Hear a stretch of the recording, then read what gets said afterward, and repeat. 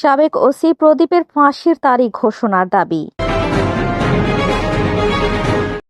Facebook লাইভে 15ই August শোক দিবস পালনের আহ্বান জেড.আই খান পান্নার। স্বাস্থ্য খাতে অব্যবস্থাপনার প্রতিবাদে আজও মহাসড়কে অবরোধ। খুলনায় ফুলতলা উপজেলার সুপার জুট মিলে আগুন। সন্ন্যাসী বাজারে বিএনপির দুই গ্রুপের সংঘর্ষ, পরে বিএনপির নেতাকর্মীরা তাদের মীমাংসা করান। সবে তো শুরু, আরও দেখতে পাবেন। ভারতকে হুঁশিয়ারি ট্রাম্পের। আসসালামু আলাইকুম। এসটি বাংলা টেলিভিশনের নিয়মিত সংবাদ বুলেটিনে আপনাদেরকে স্বাগতম। আপনাদের সাথে আছি আমি তানজানা রহমান। এতক্ষণ শুনছিলেন শিরোনাম, এবার শুনুন বিস্তারিত। মেজর অবসরপ্রাপ্ত সিনহা মোহাম্মদ রাশেদ খান হত্যা মামলায় মৃত্যুদণ্ডপ্রাপ্ত আসামি সাবেক ওসি প্রদীপ কুমার দাসের ফাঁসি কার্যকরের তারিখ অবিলম্বে ঘোষণার দাবি জানিয়েছে এক্স ফোর্সেস অ্যাসোসিয়েশন। সোমবার 11 আগস্ট ঢাকা রিপোর্টার্স ইউনিটি সাগর রুনি মিলনায়তনে আয়োজিত এক সংবাদ সম্মেলনে অ্যাসোসিয়েশনের সেক্রেটারি লেফটেন্যান্ট অবসরপ্রাপ্ত সাইফুল্লাহ খান সাইফ এ দাবি জানান। এদিকে শেখ মুজিবুর রহমান সহ তার পরিবারের সদস্যদের নিহত হওয়ার ঘটনায় দেশবাসীকে 15 আগস্ট শোক দিবস পালন ও দোয়া করার আহ্বান জানিয়েছেন সুপ্রিম কোর্টের জ্যেষ্ঠ আইনজীবী, মানবাধিকার কর্মী ও মঞ্চ 71-এর অন্যতম সমন্বয়কারী জেড.আই খান পান্না।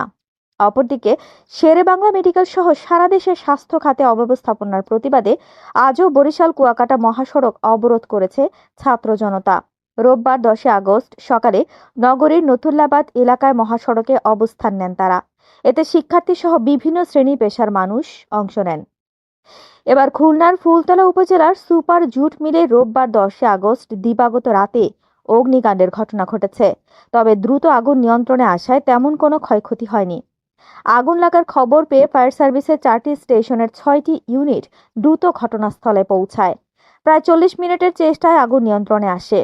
খুলনা বিভাগীয় ফায়ার সার্ভিস ও সিভিল ডিফেন্সের উপপরিচালক মোহাম্মদ মতিয়ার রহমান গণমাধ্যমকে আগুন লাগার বিষয়টি নিশ্চিত করেছেন।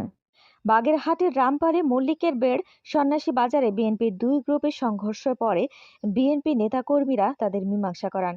আজ 11 আগস্ট সকাল 11টায় সেখানে উপস্থিত থেকে এলাকাবাসীর সাথে আলাপ আলোচনা করে সেখানে উপস্থিত ছিলেন বিএনপির নেতা এম.এ. সালাম, লায়ন ডক্টর শেখ ফরিদুল ইসলাম, কামরুল ইসলাম গোরা, খাদেম নিয়ামুল নাসির আরাব, হাফিজুর রহমান তুহিন, কাজী জাহিদুল ইসলাম সহ অসংখ্য বিএনপি নেতাকর্মীর উপস্থিতিতে মল্লিকের ইউনিয়ন বিএনপির দুই পক্ষের মধ্যে বিবাদ মীমাংসা করা হয় এবং রাশিয়ার জ্বালানি পণ্য কেনা অব্যাহত রাখা দেশগুলোর জন্য আরও শাস্তিমূলক ব্যবস্থা নেওয়া হবে বলে হুঁশিয়ারি দিয়েছেন মার্কিন প্রেসিডেন্ট ডোনাল্ড ট্রাম্প।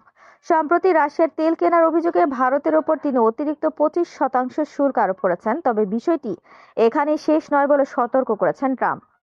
এতক্ষণ আমাদের সঙ্গে থাকার জন্য ধন্যবাদ। পরবর্তী সংবাদ বুলেটিন দেখার জন্য আমন্ত্রণ রইল।